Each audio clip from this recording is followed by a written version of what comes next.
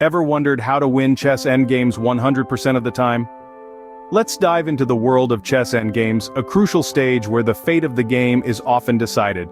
To the uninitiated, endgames might seem like straightforward affairs with reduced pieces on the board.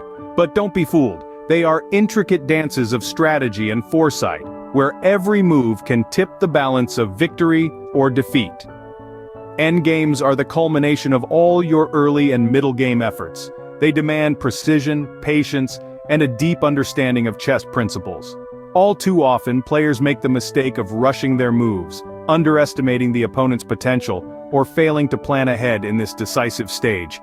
It's these common pitfalls that can turn a winning position into a draw, or even a loss. But don't fret, we're here to help you navigate these tricky waters. By the end of this video, you'll be closer to achieving that 100% win rate in your endgames. Scene script.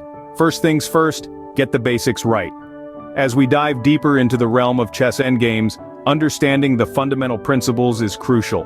These are the building blocks upon which all your endgame strategies will be built. So let's get started. Let's start with king centralization. In the endgame, your king transitions from a piece to be protected to a powerful player on the board.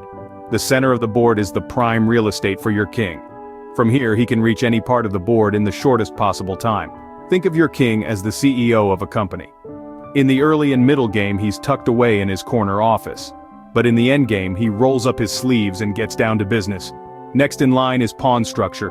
Pawns are the soul of chess, as Philidor once said. In the endgame, they are the key to victory. A well-structured pawn formation can act as a protective shield for your king and a battering ram against your opponent's defenses. But remember, a pawn move, once made, cannot be undone. So, plan your pawn moves carefully. Lastly, let's talk about the importance of minor pieces. Knights and bishops may seem less powerful than rooks and queens, but in the endgame, they shine with all their might. A knight's ability to jump over pieces can create unexpected threats. A bishop's long range can control the board from one corner to another. Always consider the potential of these pieces in your endgame strategy. Now let's illustrate these principles with some examples. Imagine you're in a simplified position, with kings, pawns, and minor pieces. Your king is centralized, your pawn structure is solid, and your knight is ready to leap into action. With this setup, you're well on your way to victory. Mastering these principles is your first step to becoming an endgame maestro. Remember, chess is a game of strategy and tactics, but above all, it's a game of principles. Stick to them, and you'll see your game improve dramatically. Now, on to some tactical tips and tricks that can turn the tables in your favor. Let's start with a term that sounds more like a wizard spell than a chess strategy: Zugzwang. This German word, meaning compulsion to move, is a situation where any move will worsen a player's position. The key to achieving Zugzwang is to put your opponent in a position where they have no good moves left. It's a bit like being between a rock and a hard place, except in this case the rock is a bishop, and the hard place is a checkmate. Next we have opposition. This isn't about arguing with your opponent over the last slice of pizza. In chess, opposition refers to a situation where two kings face each other on a rank or file with only one square between them. This can be a powerful weapon in the endgame, allowing you to control your opponent's movements and limit their options. Think of it as a high-stakes game of Simon Says. Lastly, let's talk about triangulation. This strategy is all about gaining the opposition when it's not your turn to move. It's like a dance where you lead your opponent around the board, forcing them to lose a crucial tempo. Imagine it's a waltz, and you're leading your partner around the dance floor, except here, the dance floor is a chessboard, and your partner is your opponent's king. These strategies can be quite effective in endgames. They can help you maintain control, limit your opponent's options, and even force them into making a mistake. But remember, these are not magic spells that guarantee victory. They are tools, and like any tool, they require practice to use effectively. So, keep practicing, keep playing, and keep pushing your limits. Remember, chess is not just about the pieces on the board.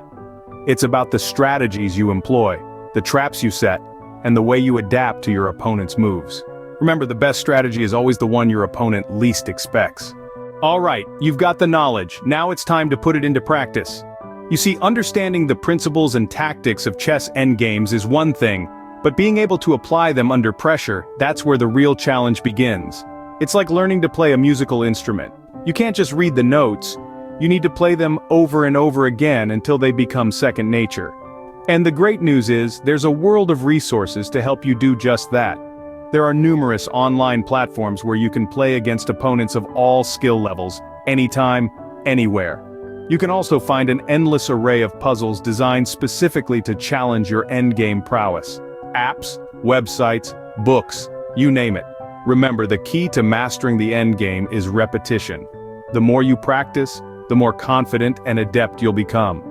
Practice may not make perfect, but it sure does make you a formidable opponent. Before we wrap up, let's lighten the mood with some chess humor. You know, chess is a game with a rich history of laughter and mirth. A tradition will continue here. So let's dive in. Why don't chess players ever catch a cold?